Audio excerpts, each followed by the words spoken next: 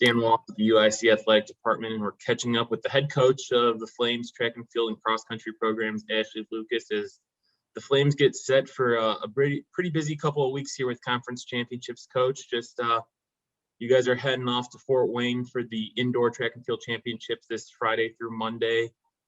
It's been a different season for you, not much time for prep or lead up going into the conference championships. Just overall, what's this season been like for you guys in the regular season of sorts? Yeah, I mean, it's definitely been far from normal by any means, but honestly, I think for the most part, we're just thankful for the opportunity to actually be out competing. There's still some conferences around the country in the Division I that aren't given that opportunity right now. So I think that's kind of just been our outlook this whole indoor season is, hey, we get to do this, and there's still people out there who are not able to. So we're just kind of taking advantage of every opportunity that we are given. We know it's not normal. Everybody knows when we go to the meet and there's no spectators there. The team camps are just so huddled into their own little groups that it's not normal, but that doesn't mean we still can't lace up our spikes and still expect to do well. So that's been our biggest thing, is just like, let's take advantage of this unnormal year and just get better. Similar question for both programs, so I'll ask it twice. Just starting off with the men, you guys have a nice balance of returning veteran experience and also freshmen that have contributed so far this year. Just what's really stood out to you from your men's side so far? Yeah, I mean, I think just their positive attitudes too. I mean, it's been a lot of up and downs. We've unfortunately had to do some shutdowns here and there, but they've always just come back ready to work. So I'd say just their overall, like, it's very easy in a time like now to just ride this season off and almost look at it as like, oh, well, it doesn't matter because we get a year back. But they've all just been like, no, we're here to work. We're here to go out, and we're here to try and go win races, and we're here to try to win whatever we can. So I'd say that's been just their overall mentality has really impressed me. They're not taking this season lightly when you very easily could. And then similar question on the women's side. Again, you have a bunch of freshmen that have been contributing, but then also some veteran leaders kind of leading the way. Just what stood out to you on the women's side? Yeah, we definitely are a little younger on the women's side, but there's been some upperclassmen who obviously are just veterans to our program, like Kayla, or Teresa's really coming into her own. She's kind of timid at first, but just the better she's gotten, she's just been more of a vocal leader on the team. So we've just had that nice balance on the women's team. And then for a lot of the newcomers, they haven't competed in a longer time than even ours were, since in high school, track-wise, you're not usually competing until March.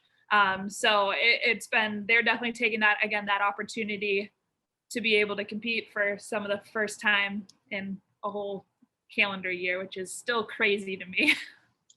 Yeah, new format this year for the championship, spanning 4 days. As you guys have approached this training window from your last competition leading into the championships, just what's been the overall message and theme that you've been trying to emphasize to this team, and what's preparation looked like for you guys leading up to the championships? Yeah, we're honestly, especially for some of them, kind of taking the opportunity to do things that we would not in a normal year have been able to do, with the meet being over 4 days.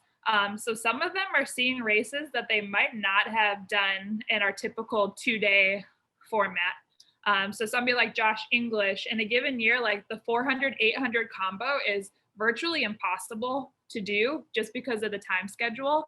But this year they're on just farther apart. So we're able to be like, okay, well, this year, let's give it a try. Somebody like the Maytons are racing a little bit more than we would have because they're just separate days a little bit more this year. So we kind of are taking advantage of the 4-day schedule that we're able to. And then a lot of them are just able to recover from day to day a little bit better this year versus, okay, you race tomorrow after racing the day before. So even though it's longer, we're kind of like, hey, cool. Like, let's go race a little bit more, especially because, again, our team is so young. So, like, any race opportunity for them is just getting them that much more experience. We know Carlos had one of the top times in the Horizon League this year in the 5K. Besides him, who are some other names that you expect to really try to lead the attack in terms of scoring points for the team this weekend? Yeah, I mean, definitely Carlos, the Mayton twins, both Dre and Dathan. Isaiah Tyler, kind of more on the field event side for us. We've got a strong men's 400 crew with Jacob Mogorovic, Trevor, Josh. So great crew. Jesse, a freshman there, is ranked pretty well. So those are all potential scorers on the men's side. And then women's side, we still, again, we're young. So I think for a lot of them, it's getting their first experience out there. But our women's DMR looks very well. They were runner-up last year. So I know Teresa has some hot blood in her for wanting to get that win. She also just really wants a brownie. So she wants a win to get a brownie. Is that the thing? Brownies for a win? Well, the funny thing is, so we do food orders in like an Excel doc. And so she put a brownie on there for Friday night with a winky face because she knows I don't order them brownies. But I told her, I was like, if you have a real good day, I'll make sure you get a brownie. Okay. So that's what she wants. So we'll see. But Bailey Moran's been running awesome all year too. So she'll be a member of that DMR team, and then she'll be in the open 4 and the 4x4. So a lot of them is just getting their first, honestly, looking at our women's team, a lot of them, it's just their first conference experience. And being able to do that in a non-normal year, I think says a lot for them too. But they're ready to step up to the challenge. Once you guys wrap up competition at indoor track and field, you quickly turn your sights to cross country, which seems weird to say given the amount of snow out on the ground right now.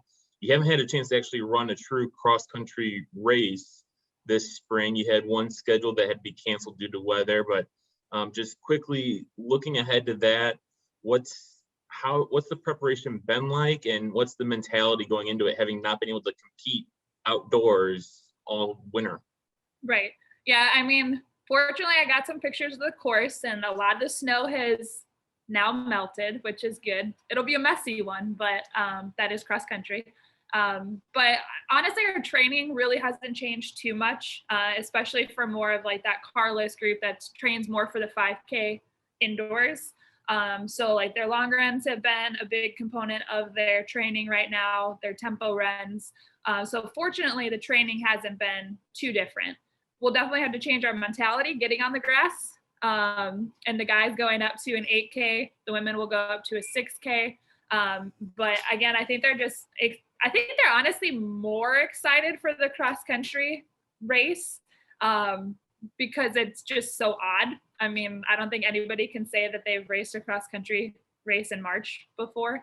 It's just a little bit different, but they're excited. I think we've been kind of keeping an eye on the weather, and strangely enough, it might be warmer than some of our, traditional November, end of October, November races, because right now it's supposed to be 45. So it'll be a mud fest, but we've run in that before. So they're definitely excited to, again, just be given an opportunity, because in the fall, we didn't know if that was going to happen this year.